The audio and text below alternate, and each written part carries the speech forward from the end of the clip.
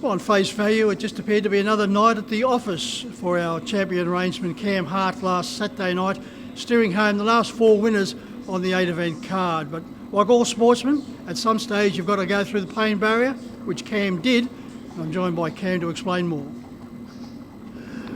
Well, Cam, congratulations, another masterclass performance here at Club Menangle last Saturday night, driving the last 4 winners, but you did have to drive through the pain barrier, probably physically and mentally, following a very nasty fall 24 hours earlier at Newcastle. Yeah, obviously things didn't really work out too well in one of the races up there and had a bit of a tumble, but probably lucky I come away pretty well. A little bit sore everywhere in the body, but no serious injuries, and very unfortunate with the horse having to be put down, which is always sad and hate to see that. I always try and get myself and the horse back safe every time I go out, but a bit of an unfortunate event, but I guess these things happen sometimes, and it's just a freak accident, unfortunately, but was able to bounce back and have a good night on Saturday. You're saying you're suffering from pain around that tailbone area, a little bit below, so you probably would have needed a nice cushion that would have helped the cause on Saturday night. Yeah, it was a little bit rough trying to get into the bike a few times there on Saturday, but it's come a little bit better now. Monday's come around, a couple of days off, and it's going pretty well again now. Might also add the fact that Chloe Formosa was involved in that fall as well. I was speaking to Chloe on Saturday night. She was battered and bruised, but like all professionals, she fought on and did exceptionally well during the course of the night. Yeah, she's super tough as well. She come out probably just as hard as me, and I was really happy to see her up on her feet and going, and obviously straight back into it as well on Saturday. So we're very, very lucky, and hopefully, obviously these things can't be helped, but we both bounced back, which was the main thing. There must have been a good thing later on the night. You got stood down for one race, but the horse by the name of Oki Smoke Show, trained by your cousin Chris Judd, who's having an enormous season, was very impressive. Yeah, he was great. He was a little bit of a surprise packet. Chris has trained him just for a mate of ours down in the Riverina, and he'd only had the one start, but his work had been quite good at home, and then he trialled up really nicely here, but he put up a nice win first up, and it was nice to be able to get back straight back in the bike and sort of get the monkey off my back.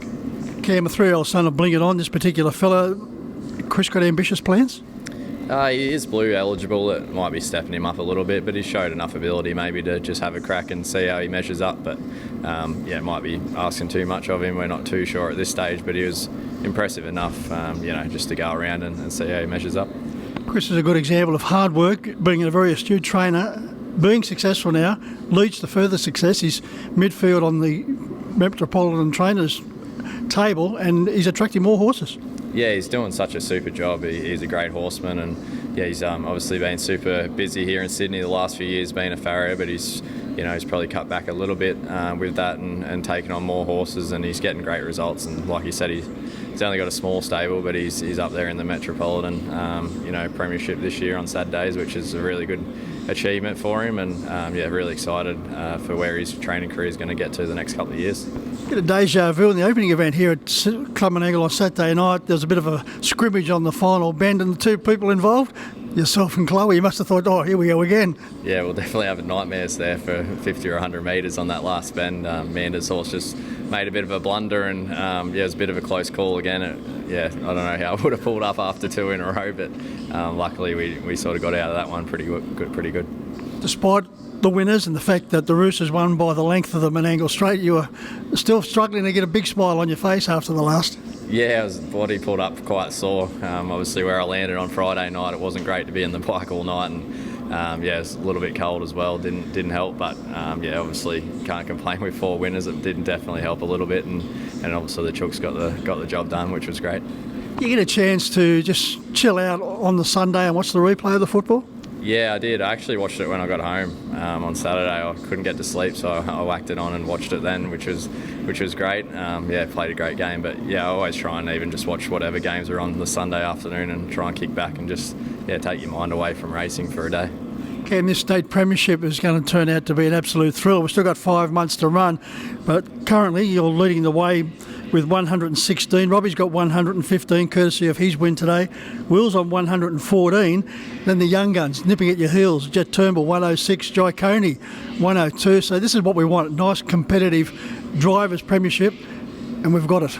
Yeah, it's unbelievable the talent that it's here in New South Wales, all over, whether that's in the metro area here or, like you said, Jai and Jet. They're very talented kids and they're driving well above their years this season. So, yeah, really happy for them as well. But, yeah, it's 5 months to go. But, yeah, we'll hopefully try and sort of stick out and keep up amongst them all and see what happens later on in the year.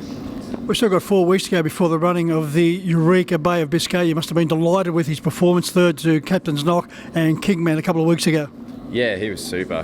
He hadn't raced for probably about 6 weeks, so I think he would have taken plenty of benefit from the run, and to be as close to margin as he was at the end after doing all the work against those type of horses is very promising coming into the Eureka, I think.